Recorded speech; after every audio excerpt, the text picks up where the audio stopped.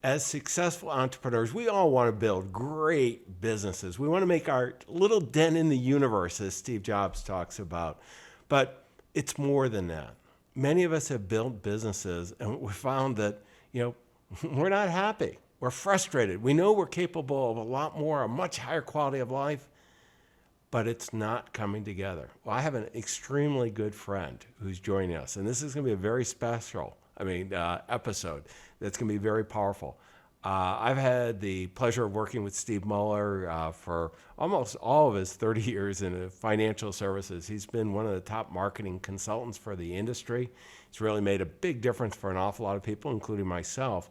And along the way, he saw something that many of us have known but didn't dive into. And that was a connection of money and happiness. And they aren't necessarily highly correlated. And by taking action, each and every one of us can build a phenomenal life, but we've got to do it on purpose. Steve is here to share with us what works. Stay tuned. You're going to be glad you did. Ordinary success? No way. You want amazing, remarkable, exceptional breakthroughs. Dig deep, think bold, drive hard, watch yourself soar beyond your dreams. AESNation.com. Steve, my good friend, it's great to have you join us here on AESNation.com. You've certainly in the past helped me accelerate my own success a lot and quality of life, and I wanted to share you with our fellow entrepreneurs. So thank you for joining us. Thanks for having me, John. I'm really excited about being on your show today. Well, and let's dive right into it. I mean, you have done some amazing things in your career. You've certainly been a catalyst for many organizations in the financial services, and then you really started looking beyond the financial services into quality of life. And it's been a heck of a journey. And before we go in and helping other entrepreneurs to really dive in and be more successful on building great qualities of life, what I'd like to do is have you share a little of the backstory of how you got here. Well, for 25 years now, I've worked with financial advisors, typically quite successful financially, and helping them build their businesses. But probably 20 years ago, John, when you and I were working together closely, I realized that a lot of these people were winning awards from their firms for their sales, production, for their income levels, but they weren't winning awards from their families. And I found many of them were actually, when they would talk to me privately, were very, very unhappy. So they were making a ton of money, but many of them were really, I would actually say, I call them successful, miserable people. So I realized that if I helped people build businesses that increased their income but made them miserable, well, first of all, I didn't think it was a very good business model. And secondly, it wasn't something I wanted to do. I wanted them to have it all. And so I started to research quality of life and look into what is quality of life and how do we get it. And that was really the beginning of sort of this turning point where I started focusing on helping people build high-quality businesses that were very profitable and very valuable that also supported a high quality of life. And that's really become my passion now. No, and it's a great passion, and and Steve's experiences with financial advisors. But I got to tell you, but Steve, you and I both have worked with a lot of entrepreneurs, and Yep. and this is not unique. I mean, there's so many successful entrepreneurs. We're charging ahead, and we're not necessarily bringing our family along. We're not bringing our teammates along. We're not even bringing us along on this journey. Yep. And Yep. it's just really. We've seen it wreck so many lives. Steve, you and I have friends who have gone through, terrible divorces, bankruptcy, financial ruin, and some who have, somehow skated through on the financial side and still hate their lives. And it's kind of crazy. Yep. Why don't we go and, let's talk about kind of this correlation of money and health. I mean, money and happiness, because you would think, geez, if I start, I remember when I grew up in upstate New York, and if I ever made $50,000 a year, Right. life is taken care of. And, the number just keeps on getting higher for most of us as entrepreneurs as we have success. And boy, there's been times that I can think of one time that I made the most money I've ever made in my life, and I was miserable. I mean, Yeah, right. So no direct correlation, right? not at all. And, so tell us a little bit about your investigation on money and happiness. Well, one of the more interesting studies I read was when Ed Diener studied the Fortune 400 wealthiest people in America and asked them on a scale of 1 to 7, how happy and satisfied with your life are you? And they rated themselves 5.8. Well, that's pretty good on a scale of 7. But they also, it was actually his son, Robert Biswas Diener, who interviewed the Maasai tribesmen in East Africa. And they live in dung huts. They herd cattle. They have basically no electricity, no money. When they asked them how satisfied and happy they were with their lives, 5.7. So almost exactly the same as the wealthiest people in America. So there's really no direct correlation to money and happiness unless you're poor. So it turns out that once you get to a point of income where you can satisfy all your basic life needs, roof over your head, food, housing, and so on, and typically in America that's sort of upper middle class. It's not super wealthy by any means, but beyond that, additional income has very little impact on your quality of life. What impacts your quality of life is what you do moment by moment every day. And so that's the thing we have to really think about as entrepreneurs is what are we doing every day that lights us up, brings joy to our lives so we're not just chasing money, hopefully make enough someday, and I call this the American happiness myth. If I work really hard, make a lot of money, put up with a lot of stress, someday I'll be happy. But ultimately, we want to be happy, enjoy the journey, right, every day. Well, and what I find, Steve, is so many of us as entrepreneurs, I mean, what we're willing to do is, we'll work really hard to accumulate wealth, and we trade our youth for money, and then, Yep. as we get older, we're paying all our money back to get youth or health, if you will. Yeah, for health. Well, because of the stress, it creates a lot of health problems. Yeah, Absolutely. it's crazy. And, so let's talk about, I mean, so most of us as entrepreneurs, we're aware of this, okay? This is, I mean, I would be surprised, whether you're listening to this on the audio podcast or watching it at video podcast or at aesnation.com. You've had this. I mean, you're kind of in the pursuit of building a great business. The quality of life isn't there. And one of the things, Steve, you and I have always talked about is being successful on purpose. And Right. and I want to go. We're going to talk about your book in a little bit, but you've got some great guidance here, and I want to take some of the areas that you talk about in your book, and I'm not going to do them justice, but just at a high level. One of the first things you talk about is having a clear vision. Tell me, why that's important. Well, if you think about it, everything that's ever been created by human beings started as basically an impossible dream. They thought about it for a while, put some plans together, became a vision, and then they used this amazing capacity human beings have called imagination, and they turned their vision, their dream into reality. So we have to have something that we're focused on, that we're working towards. And, in the Bible it says that people without vision will perish. And scientists have found that when people try to commit suicide, and they live through it, they're called parasuicides. They interview them, why did you try to commit suicide? It's not because they had this horrible vision of the future. It's because they lacked a positive vision or positive anticipation of the future. So this positive anticipation, this working towards meaningful goals, it's hugely important. And if we just put our nose to the grindstone, work, what I saw is so many people built these businesses that maybe they did create good income, but they didn't have a clear vision of a business that created high income and quality of life. So they got half the equation, but unfortunately they didn't get the half that most of us really want, which is to be happy and satisfied and just feeling good about ourselves and our lives every day. Yeah, and certainly, I'm in Silicon Valley. There's a lot of young people who are out there, trying to build a business to flip, basically, to sell it Yeah. and get the money right away. And one of the things you and I are big believers in is that you can, by being successful on purpose, getting clear on your vision and having it include not only making money. The one beautiful thing about capitalism is by delivering value to others, we get to do well. But building that business, geez, I mean, you've shared in your book, and there's a lot of research on this, that we can increase our overall productivity by really focusing on building not only that great business for all of us, but quality of life as well. And one of the things I want to go at kind of the second point, Steve, is so we get this clear vision, we've got it. Second part you talk about is really doing what, finding what lights you up. And tell me what that is.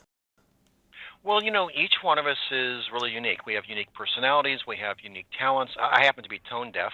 I'm not very. I love music, but I couldn't be a good musician. So part of life is trying to identify what you do well, easily, that other people have difficulty with, that you love doing. I mean, you could do something well and not enjoy it, and that wouldn't be good. But if you identify what you love doing, what you uniquely, your unique talents, probably God-given talents, and then you're able to express those daily in your work, then you not only are you doing something that gives you a competitive advantage, but you're having fun in the process. So you're trying to combine those two things and find kind of your sweet spot for what you should be doing in life, and then expressing your talents and your strengths.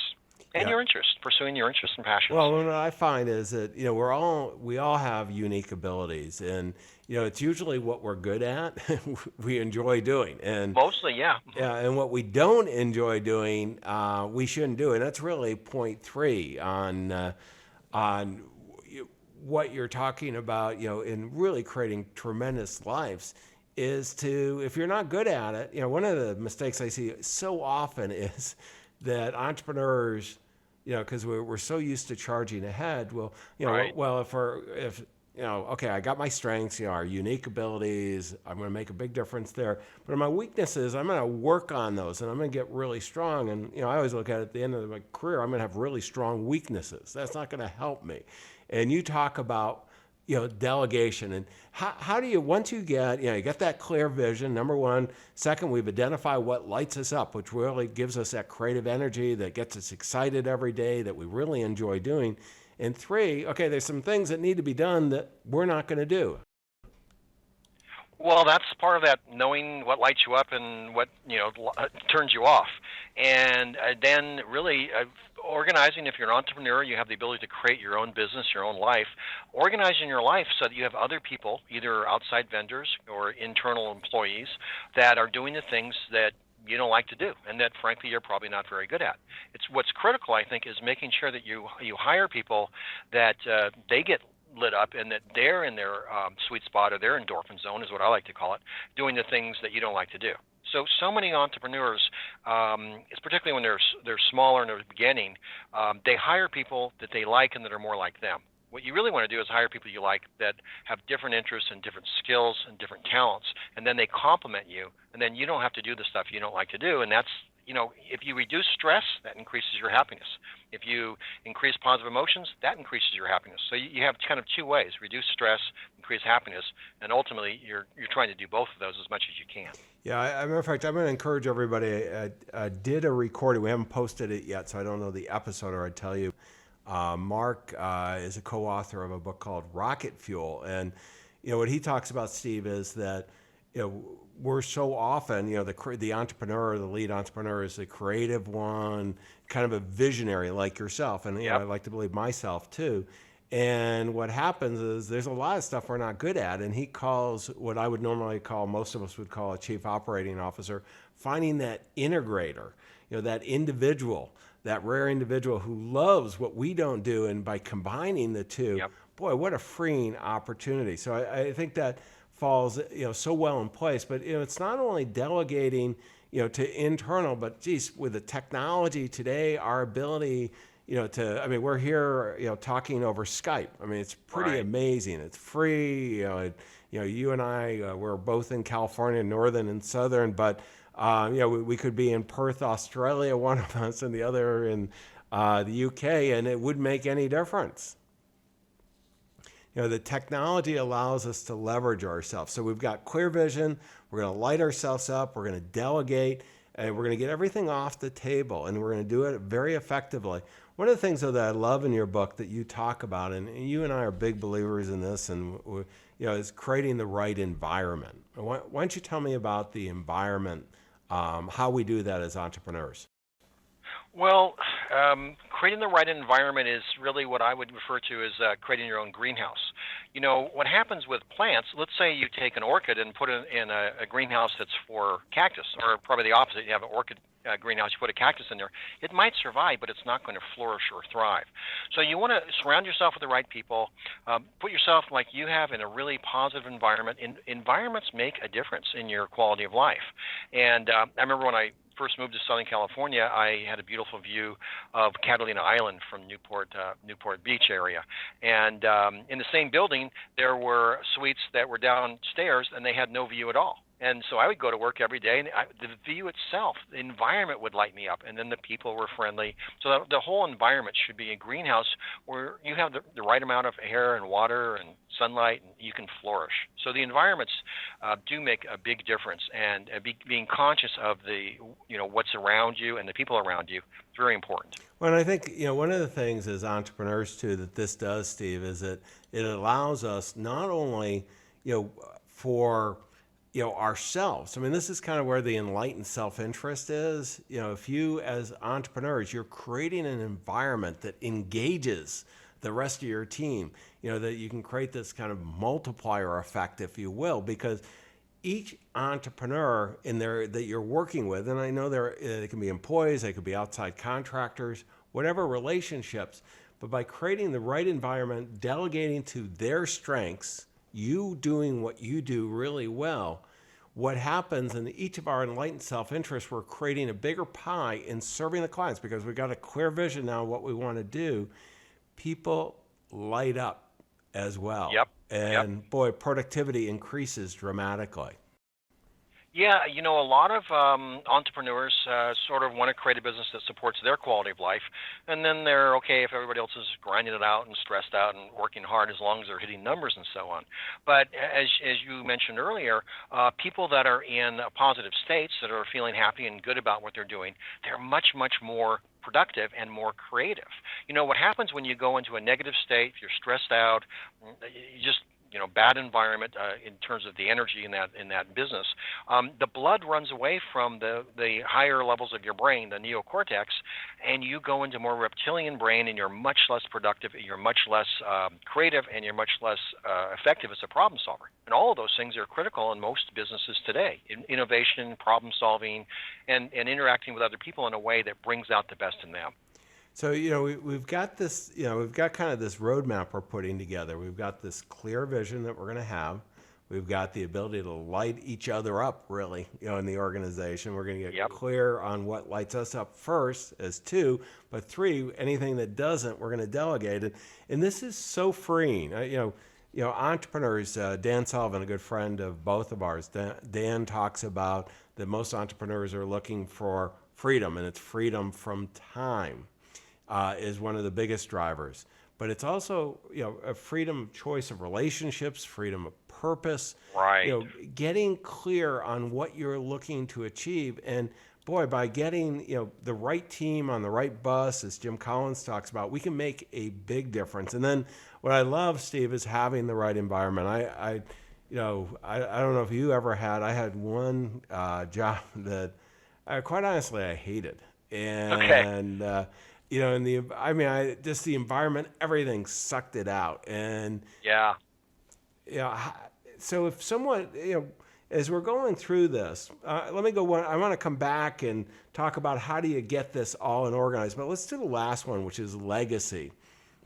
And tell me what you mean by legacy. If we're doing all these four things and we're there, how are we going to leave a legacy? Well, the great thing about creating an awesome business is that you have resources. You have more resources. You can impact more people in a positive way. If you can leave money to causes you care about, people you care about, so you can make a positive difference in the planet with your businesses. And I think that's one of the most exciting things, is the ability to not only create a good life for yourself, but really for your employees, and then even after you're gone, that you've left the planet just a little bit better than when you found it. if you look at the history of human beings, throughout most of history, the way that you would get wealthy is by plundering and taking the money from someone else. In the capitalistic system, it's the only system that releases the creativity and the energy of human beings to support and help other people. And more people now are also concerned about the planet. So contribute to other folks on the planet, contribute to the planet's health itself. And it just, when you get to that certain point, knowing that you're making a positive difference in other people's lives is also something that brings a lot of joy and happiness and a lot of satisfaction to a lot of us. Yeah, no, this is what I love about capitalism is that you can create tremendous value. And the way you create tremendous value, you get rewarded. And Yep. and this is, the legacy. It's not, there's concept of social entrepreneurship, and certainly you can give money to causes and so on. But really, just being an entrepreneur alone, you're creating tremendous value. Yep. If we take each of these steps, having a clear vision, identifying what lights us up, delegating that doesn't, and creating an environment that's conducive to really the creative, the innovation, as Steve's talking about, we can build a legacy. Steve, what do we do if we're an entrepreneur? And you've certainly seen it. I've been one of them, where we get off track on this. And sometimes we've got partners that we're in challenging things. How do we get back on track on this journey? Well, I think that gets back to that vision question. Where are we going? Start with the end in mind, as Stephen Covey said, right? And I was thinking about one of the things I missed is that, one thing I've noticed is if you set out to make a lot of money, and you're a smart person, you're a hard worker, there's a good chance you'll make a lot of money. But you'll miss that important element. But if you set out to build a great business, make a lot of money, and create a high quality of life, in other words, if your vision is more holistic and includes both of those things, then you're very likely to achieve that. Whatever you dream about, whatever you put energy into, you bring about. So what I think you really have to do is you have to stay focused on what you're trying to do in terms of quality of life as well as income. And when you get off track, get back to that vision. Say, am I really going where I want to go? Is this working for me? And if not, you've got to make some changes. I think the changes are much easier to make when you're clear that I'm going to go over here and this path's not taking me there, so I got to get back on the right path, even if it costs you a bit of money, because ultimately if you're going down the wrong path, you won't have that balance between the happiness and the financial success that we're all seeking. Yeah, and I got to tell you that, I have been in both situations where kind of lost my way a little bit and was making really millions of dollars and was miserable. Yeah, money can be very seductive, but we have to have that clarity that it's only half of the equation. Well, I'll never forget, Steve, and some of the people that are involved, and I don't want to go to names, but sitting down and getting, telling them I was no longer going to work with them, and then getting offered more money. And saying, okay, I'm going to take the night to think about it type thing, and called my wife, and I've got a great wife who kind of said, tell me again, why would you do this? I mean, we don't need the money, the whole thing. And I do understand when you need money, that, can be a problem. But here's the issue that I love, and Steve and I've had these conversations over a glass of wine on ski mountains, and the whole thing. And in the beginning of my life, I'll tell you, I was driving, building a business, and I would schedule time off, and I was pretty good about taking 6 weeks off a year. But the rest of the time, I was just driving. And fortunately, I've got a wife of 35 years, and she's been very understanding throughout it. I'm not sure I would have been had the situation been changed. Right.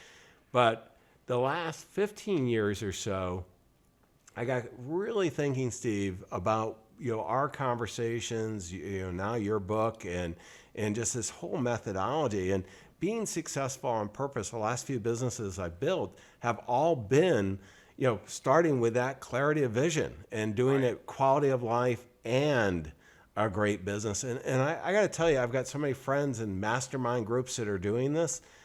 It really works. Right. There's a lot of people, but it's sort of a new and evolving thing, this whole balance.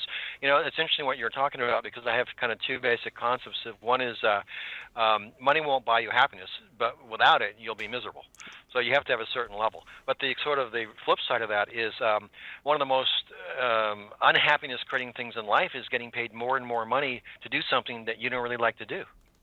Yeah, Because now you're really selling your happiness for money, and like you said, for most people you get to a point where it's not working, and then you have to say, well, what will work? And it's both. It's really pursuing, having a holistic idea of we can do it all. And as you said, if you start with that end in mind, that's what you create. yeah, and I'll tell you, it's amazing what you can create. I mean, and I've been very fortunate, and it's never been a straight line. I mean, I've written a number of business plans and had clear visions, and the market forces give you a little bit of Yeah. feedback, and Right. it's different. Right. But we can adapt, and in today's world with all the tools and technology, we can do that, and it's really amazing. Let me go to this segment here. And this is the book of the day. And Steve, put up on the screen. I'm going to put up on the screen your book, Endorphinomics: The Science of Human Flourishing. And I got to tell you, we're good friends, but I'm going to be hard on you. It was a great book. Oh, thank you, John. And I've read it twice. I've really enjoyed it. Been on the journey with you. And one of the reasons why I wanted to have you on is to share this, with our fellow entrepreneurs, because I know too many people who aren't on this journey that you and I are on. And not to say that we're perfect by any means, but we are on that journey. And I'll tell you, it makes for a great life. Tell us a little bit about what's in the book. The book, Science of Human Flourishing. What is the science of human flourishing? A lot of people want to know, well, flourishing, what's that? It's kind of a new concept. It basically comes from positive psychology, positive neuroscience, which is a new field of neuroscience, really studying the best in people. What is the good life, which the Greeks were very concerned about over 2,000 years ago, and how do you achieve it? And so I combined my 30 years of working with entrepreneurs and particularly working with folks that are about to retire. And when you retire, you have the opportunity to do whatever you want to do, and a lot of people don't know. So that was one of the impetus for writing this, is that when you have the time and the resources to do what you want to do, like you said, these entrepreneurs are trying to build their businesses to flip it. Well, guess what? You still have to get up every day and do something. So I wanted to write a book that would help people think through how do you have it all? How do you have health, wealth, and happiness? And so the book has really 5 key steps. One is to commit to flourishing. Make that a big part of what you're trying to accomplish in your life. Step 2 is discover your flourishing self. What lights you up? Where are you at your best? Number 3 is to create the positive vision of your life when you're doing all the things that light you up and none of the things that don't. And I call it the Endorphin Zone, where you're just having a great life. So you have to get some data about yourself, know yourself, to develop that positive vision of your ideal life. And then you start to align your life with your vision. So there's our 4 steps. You commit, you discover, you create that positive vision, and then you align your life with a vision. And it walks people through the whole process, the scientific research, a lot of my personal experiences and stories. And then each chapter has a page of questions that you can ask yourself to help you clarify for yourself what will put you in that positive state, the endorphin zone, that what we call this, the human flourishing. And then once you know what that is, then you start to move towards it. Yeah, no, that's great, Steve. And what it does is, I think, gives you the framework to not only move toward it, but to stay there once you're there, and that's just so important. Yeah, and framework is what a lot of folks say about the book. It's a framework for thinking about your life and for organizing your life to create the best possible life you can. And that was my goal, and I think it's working. Oh, excellent. So definitely go get the book. Let's go to the next segment. And this is the application of the day, Steve. What application on your smartphone would you recommend your fellow entrepreneurs? Well, one of the things in writing this book I learned about was how important exercise is if you want to flourish.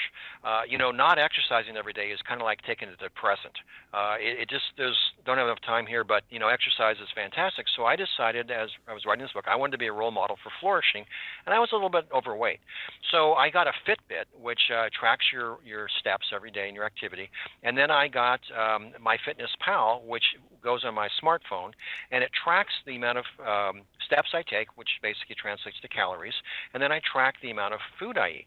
And so every day I'm able to look at that, and just like finances, calories in, calories out, and because of that, I've lost 40 pounds. So now at the end of every day, I see if I've exercised enough, and I usually get up early in the morning now and exercise, and if I have enough calories left over, I can have 2 glasses of wine instead of 1. And I don't know if you know this, John, but wine puts you in a mild state of euphoria, so I highly recommend that. Yeah, no, I have, you and I haven't talked about this, but I've lost 35 pounds, and we're on that same journey together. Yeah, It's easy to exercise is just one of the best things you can do for yourself. There- So those apps helped me a lot. Yeah, no, it's great, and I use one. I've used that, and I also use Breeze.com I download on the Apple iPhone, and on iPhone 6, it's just a lot of detail on it too, and it's just creating the energy. And I mean, there's so many of these, and I use a different one for running. I don't want to go too far into the fitness side, but Right. but boy, it just makes so much sense.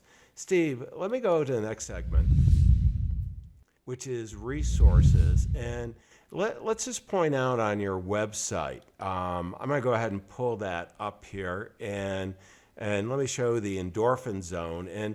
And one of the things you and I talked about, and once you talk about it, and I'll bring it to, is the quiz that they have available under the Endorphinomics. Right. Go to the book site, Endorphinomics, under resources. I have in there your current life satisfaction survey.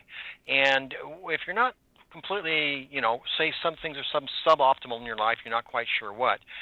This looks at the 7 different, I call them endorphin domains, different areas of your life, and asks you how important is that domain to you, and on a scale of 1 to 5, how satisfied are you? So you can go through and identify, based on scientific research, the key areas of your life that will make a difference in your quality of life. And you can identify those ones that are super important, where you're suboptimal, where it's your low score. So it's a real quick little way to look at that. And the interesting thing is, a lot of times when people take that profile, John, I don't think I mentioned this before, but their actual life satisfaction goes down because their expectations go up. So sometimes they start higher, and then you start thinking about all the things I could be doing, I should be doing, and then you go, I'm not really that satisfied, and then you start working on it back. But you want to then focus on those areas that are suboptimal, that that need your addressing your help. And that was part of the thing for me for exercise. I realized that was one area that I had complete control over, and that I would be a lot happier if I was a little bit slimmer. I don't know if you notice, a lot of people, they sacrifice their health for income. And you want to have it all. And if you get up early in the morning and exercise, you'll have more energy. And so that's one thing for me. But the life satisfaction survey, something I think everybody could benefit from. No, and it's free. Just download it from the site. No, it's great. And in the show links for AESNation.com, we'll have the transcript, all the show notes, all the links, so that you have that. Let me go to the last segment here. And this is key takeaway, Steve. And I've got a whole bunch of notes. And the big thing that my walk away is to be successful on purpose. And it's not just about building a great business. You want to build a great life. We're in business to build a great quality of life, not only for ourselves and our enlightened self-interest, but all our stakeholders, our clients, our customers, our teammates, our partners. To do that, Steve gave us 5 things that we need to do. 1, get a clear vision of not only your successful business, but that quality of life that goes with it. 2, be very clear on what lights you up, and only do that. I mean, that should be freeing for everyone out there. I know it was for me. I got stuck so often trying to do too many things, as entrepreneurs do. Delegate everything that you're not good at. Find the right employees, contractors, outsource, but get people who light up for what they're good at that you're not. Then one of my favorite, and this is just so valuable, is create the right environment that's conducive for innovation, creativity for you personally, as well as your teammates. and do it in a way that's building a legacy. Even if you don't want a sustainable business long term, that you do want to sell it, by building it toward a legacy, you're going to maximize the value. Steve, I want to thank you, sincerely for not only this interview, but being great friends and all the help that you've given me along the way. And I know all our fellow entrepreneurs, if they take this to heart and they go and execute, not only their clients and their future clients can be really happy they did, their family and you personally will be very happy. Wish you the best of success. Exceptional, remarkable breakthroughs. AESNation.com.